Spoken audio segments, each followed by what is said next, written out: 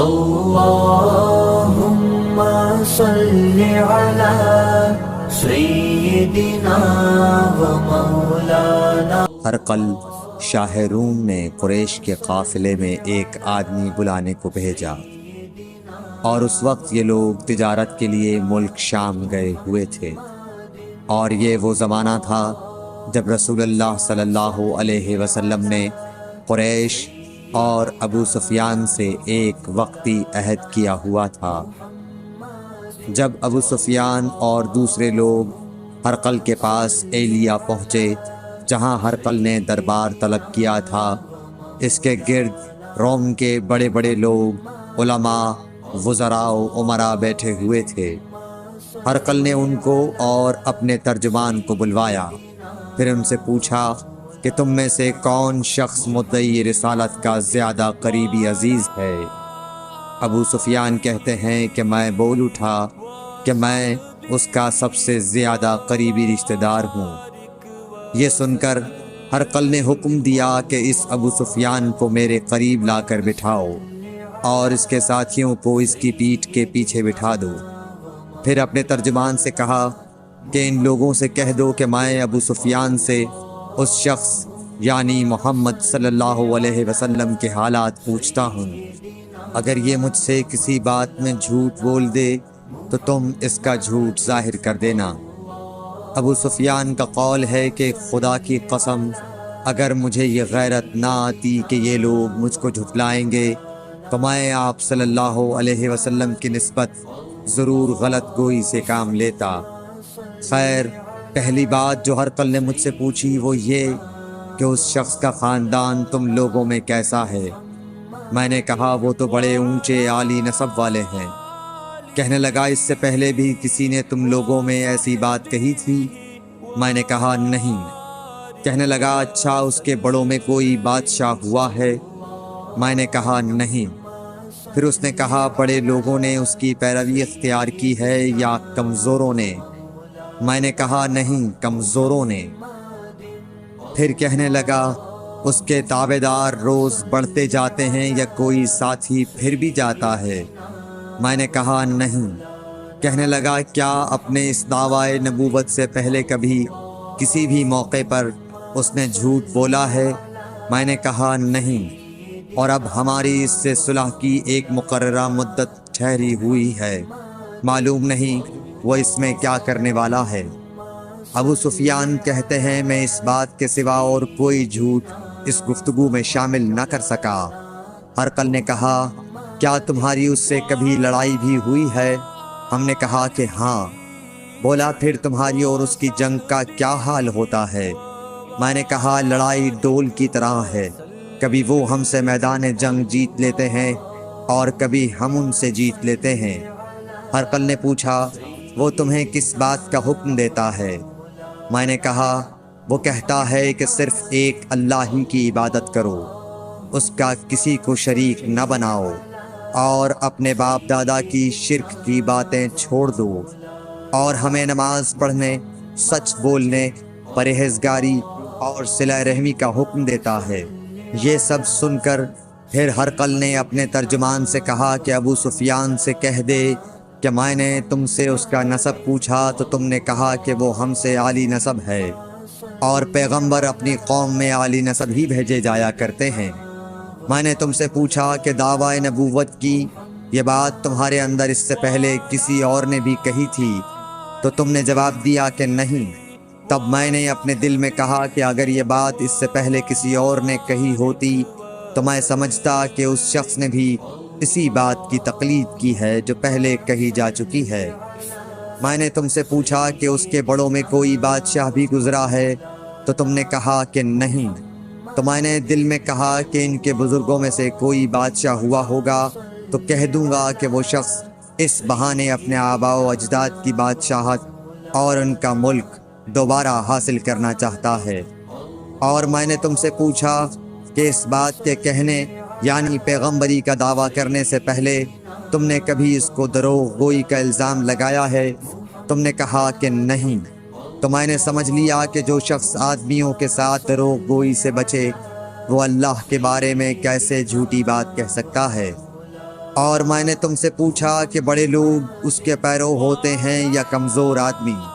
تم نے کہا کمزوروں نے اس کی اتباع کی ہے۔ تو دراصل یہی لوگ پیغمبروں کے متبعین ہوتے ہیں۔ اور میں نے تم سے پوچھا کہ اس کے ساتھی بڑھ رہے ہیں یا کم ہو رہے ہیں؟ تم نے کہا کہ وہ بڑھ رہے ہیں، اور ایمان کی کیفیت یہی ہوتی ہے حتیٰ کہ وہ کامل ہو جاتا ہے۔ اور میں نے تم سے پوچھا کہ آیا کوئی شخص اس کے دین سے ناخوش ہو کر مرتد بھی ہو جاتا ہے؟ تم نے کہا نہیں۔ تو ایمان کی خاصیت بھی یہی ہے، جن کے دلوں میں اس کی مسرت رچ بس جائے وہ اس سے لوٹا نہیں کرتے۔ اور میں نے تم سے پوچھا کہ آیا وہ کبھی عہد شکنی کرتے ہیں؟ تم نے کہا نہیں۔ پیغمبروں کا یہی حال ہوتا ہے، وہ عہد کی خلاف ورزی نہیں کرتے۔ اور میں نے تم سے کہا کہ وہ تم سے کس چیز کے لیے کہتے ہیں؟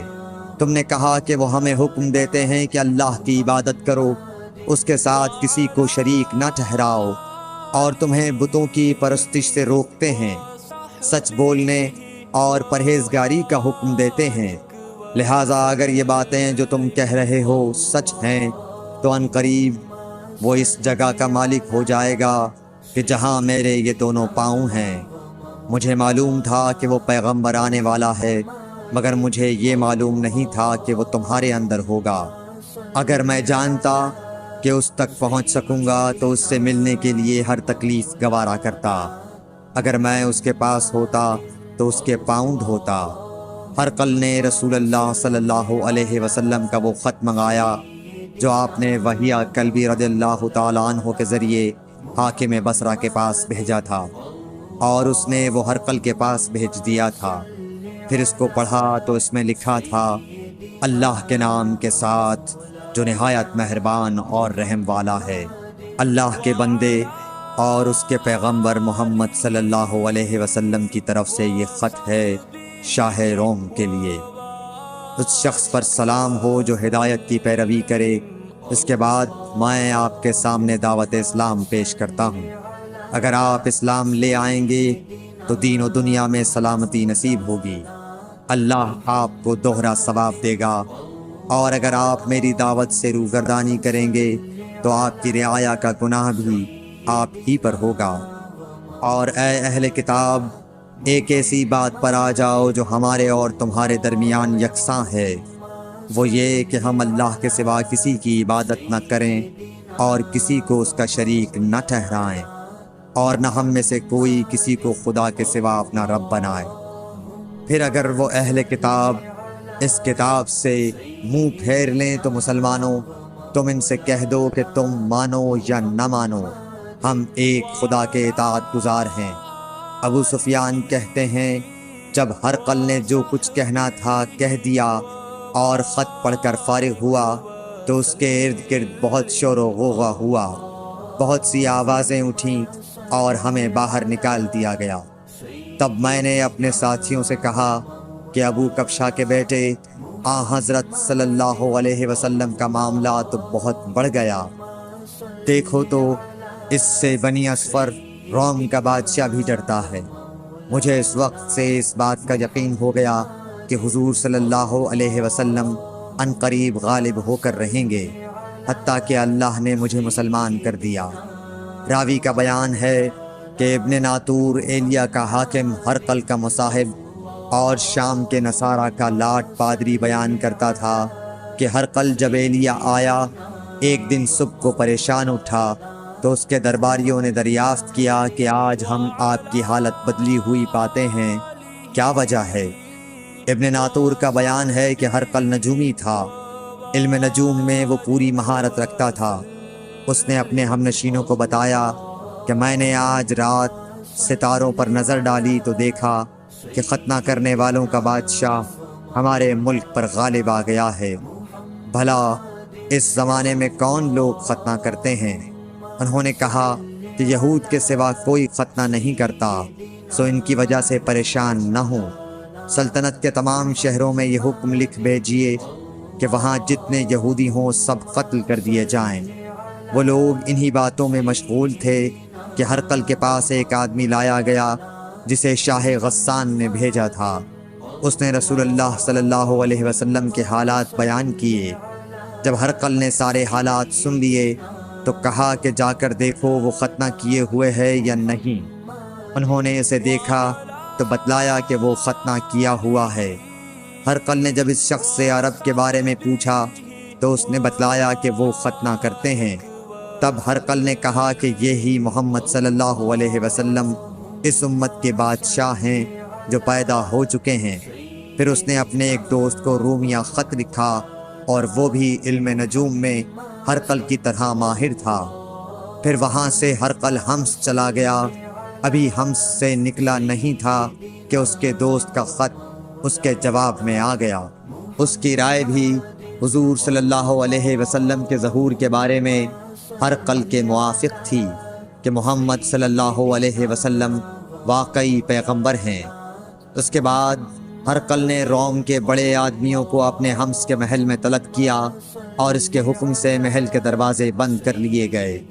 پھر وہ اپنے خاص محل سے باہر آیا اور کہا، اے روم والو، کیا ہدایت اور کامیابی میں کچھ حصہ تمہارے لیے بھی ہے؟ اگر تم اپنی سلطنت کی بقا چاہتے ہو تو پھر اس نبی صلی اللہ علیہ وسلم کی بیعت کر لو اور مسلمان ہو جاؤ۔ یہ سننا تھا کہ پھر لوگ وحشی گدھوں کی طرح دروازوں کی طرف دوڑے مگر انہیں بند پایا۔ آخر جب ہرقل نے اس بات سے ان کی یہ نفرت دیکھی اور ان کے ایمان لانے سے مایوس ہو گیا تو کہنے لگا کہ ان لوگوں کو میرے پاس لاؤ۔ جب وہ دوبارہ آئے تو اس نے کہا، میں نے جو بات کہی تھی اس سے تمہاری دینی پختگی کی آزمائش مقصود تھی، سو وہ میں نے دیکھ لی۔ تب یہ بات سن کر وہ سب کے سب اس کے سامنے سجدے میں گر پڑے اور اس سے خوش ہو گئے۔ بالآخر ہرقل کی آخری حالت یہی رہی۔ صحیح بخاری حدیث نمبر 7۔